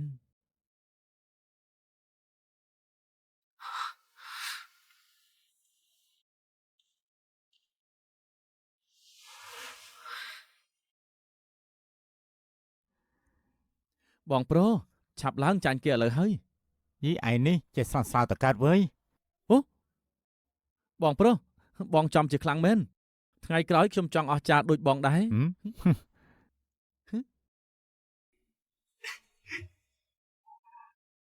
បងប្រុសមើលទៅទោះខ្ញុំខំប្រឹងប៉ុណ្ណាក៏ដោយ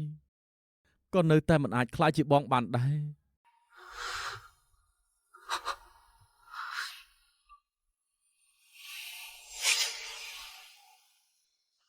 ជូជូឯងចង់ទៅជប់មុខវ៉ាន់ជីនបន្តិចអត់កុំខ្លាចអីភាកច្រើនវ៉ាន់ជីនសុភាពរៀបសារធម្មតាដូចគេដូចឯងទេ ប៉ុន្តែសភាពអ្នកម៉ាក់បែបនេះគាត់មិនគួរជួបមនុស្សប្លែកមុខទេតែធ្វើឲ្យជំងឺគាត់កាន់តែធ្ងន់ធ្ងរទៅ ក៏ប៉ុន្តែជូជូមិនអាចជាមនុស្សប្លែកមុខទៅជូជូជាគ្រួសារតែមួយ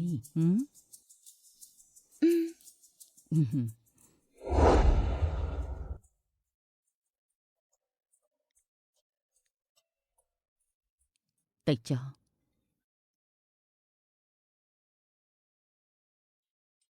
បងស្រីវ៉ាន់ជីនខ្ញុំឈ្មោះសិនជូអ៊ីង ពួកយើងមិនមែនមិត្តនឹងគ្នាទេខ្ញុំក៏មិនមែនបងស្រីនាងដែរ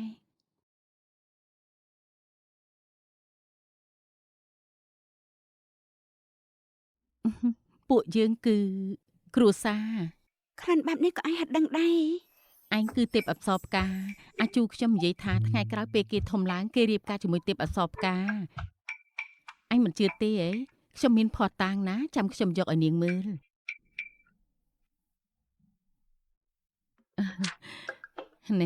នេះជារឿងដែលខ្ញុំបានសរសេរជូនអាជូកាលពីព្រេងនាយក្នុងព្រៃពេញដីមុនអាគមនឹងរឿងហេតុអស្ចារ្យជាច្រើនគឺមានទេពអប្សរផ្កាម្នាក់រស់នៅទីនោះ ហ្វូសេជូសច្ចានៅទីនេះថាពេលធំឡើងនឹងយកទេពអប្សរផ្កាធ្វើជាប្រពន្ធក្មេងឈួត តែកូនប្រសាធម្មតាប្រយ័ត្នខ្លួនបន្តិចទៅនៅក្បែរឯងមានឃាតករលាក់មុខគឺម្នាក់ស្ថិតនៅបន្ទប់ទទួលភ្ញៀវមុននេះនៅក្បែរឯងមានឃាតករលាក់មុខគឺម្នាក់ស្ថិតនៅបន្ទប់ទទួលភ្ញៀវមុននេះគេគឺឃាតករគឺគេជាអ្នកសម្លាប់អាជូដោយផ្ទាល់ដៃ អត់ទេមិនមែនទេមិនក៏និយាយពីគាត់បែបនេះគាត់ជាកូនប្រុសម៉ាក់ណា គេបន្លំខ្លួនធ្វើជាអាហារទេពអសរផ្កាដាច់ខាតកុំឲ្យឃាតករនេះបោកបានឲ្យសោះ ហ្វូសេជូ9 ឆ្នាំនេះបងត្រូវរស់នៅឈឺចាប់បែបនេះ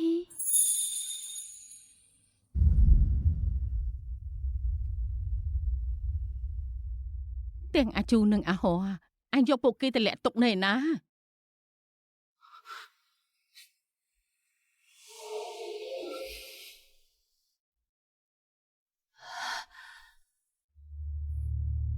បងខ្ញុំនៅឯណាលោកយាយ អាជូអញទើបតែវះកាត់ហើយទេត្រូវសម្រាប់ឲ្យល្អ បងខ្ញុំនៅឯណាយាយប្រាប់មកបងខ្ញុំនៅឯណា គេរងរបួសធ្ងន់ធ្ងរណាស់គេស្លាប់បាត់ហើយ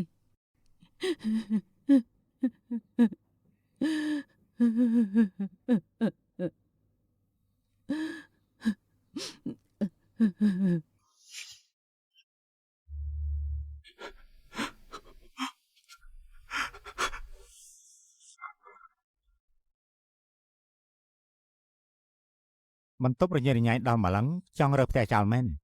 បងប្រុសខ្ញុំគឺមានកម្រងចង់ទៅឡើងភ្នំនៅថ្ងៃខួបកំណើតទើបបានជារៀបចំឲ្យវ៉ាន់ទុកទៅ ក្រែងថ្ងៃមុនឯងកម្រងទៅមើលការប្រគំតន្ត្រីនោះអី ខ្ញុំទិញសម្បត្តិគេមិនទាន់ទេខ្ញុំគ្រោងទុកថាព្រឹកស្អែកចំថ្ងៃខួបកំណើតទៅឡើងភ្នំមើលថ្ងៃរះជុំគ្នា អញ្ចឹងហ៎មើលទៅសម្បត្តិ concert ពីក្នុងដៃបងលេងមានប្រយោជន៍ហើយមានតែយកទៅលក់បន្ត មានប្រយោជន៍ណាស់ ឲ្យខ្ញុំមកអាយ៉ាពេលនេះខ្ញុំមានផែនការវិញហើយស្អែកនេះខ្ញុំចង់ទៅមើលការប្រគំតន្ត្រីវិញ សម្បត្តិពីស្លឹកនេះយើងទៅជាមួយគ្នា ក៏ល្អដែរពីរអ្នកយើងខានដើរលេងជាមួយគ្នាយូរមកហើយ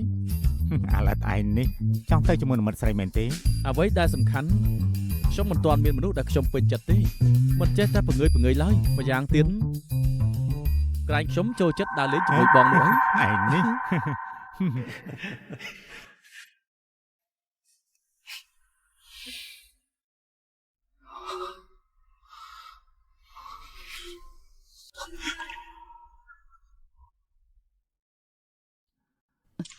ពូសុជូ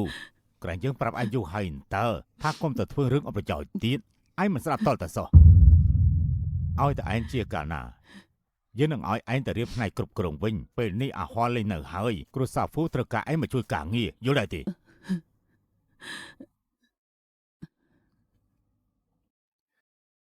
បងប្រុសតើបងមិនចង់បន្តមុខរបរគ្រួសារទេទើបមកធ្វើជាមន្ត្រីការទូតបែបនេះ បងធ្លាប់គិតច្រើនដងហើយឥឡូវនេះ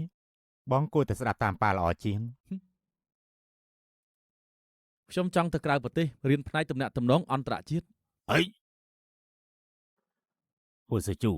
បងឯងត្រូវស្លាប់ដោយសារឯងមកឯងបាត់បង់សតិមិនតង់គ្រប់ទៀតហ៎ពេលនេះឯងចង់ឲ្យអ្នកណាស្លាប់ទៀតចំនួនគ្រួសារយើងធំយ៉ាងនេះគឺបងប្រុសឯងក៏សាងមករាប់ឆ្នាំឥឡូវនេះដល់វេនឯងដែលត្រូវបន្តវេនកាតព្វកិច្ចនេះហើយហេ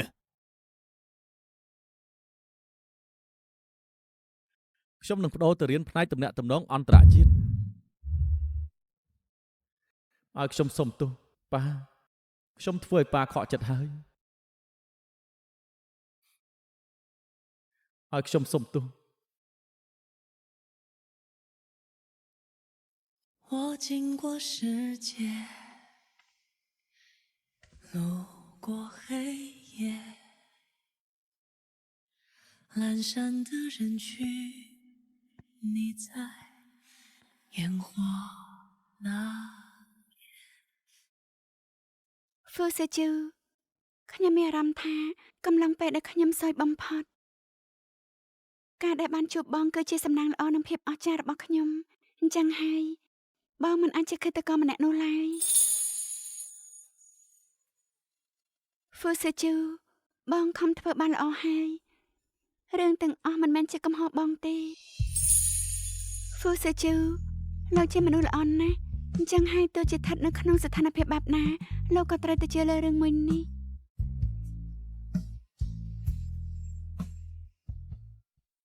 មនុស្សយើងក្នុងមួយជីវិតនេះត្រូវតែសម្លឹងមើលទៅមុខជានិច្ចគ្រាន់តែមានពេលខ្លះយើងត្រូវងាកក្រោយបន្តិចមើលតែពេលវេលាល្អៗមានក្តីសុខគ្រប់គ្រាន់ហើយម្យ៉ាងពេលនេះពួកយើងមានក្តីសុខណាស់ត្រូវឬក៏អត់បងប្រុសច្បាស់ជាចង់ឃើញបងរីរាយបែបនេះ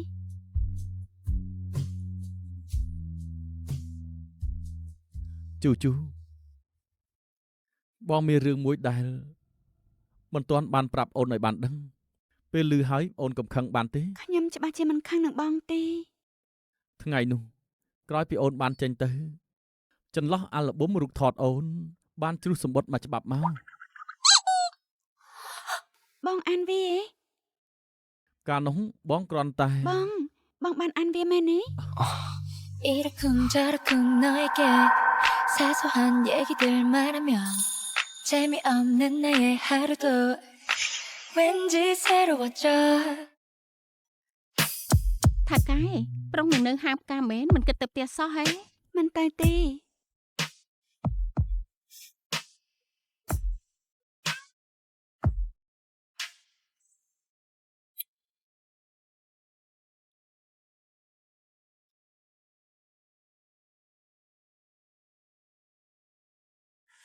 夏天的风，我永远记得，清清楚楚地说你爱我。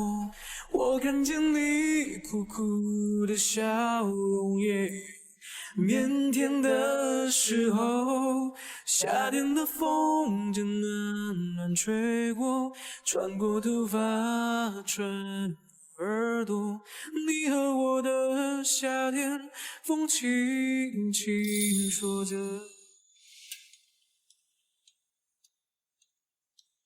There was once upon a time, and all people have stories. They're all these are parts of you, of you.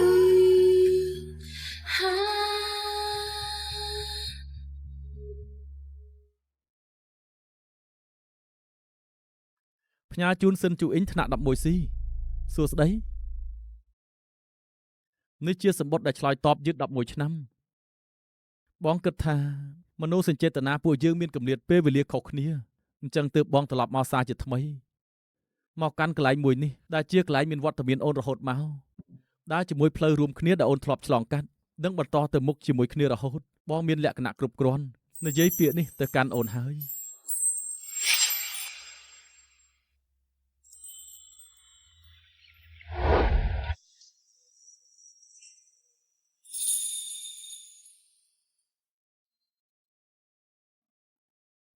សិនជូអ៊ីងបងស្រឡាញ់អូន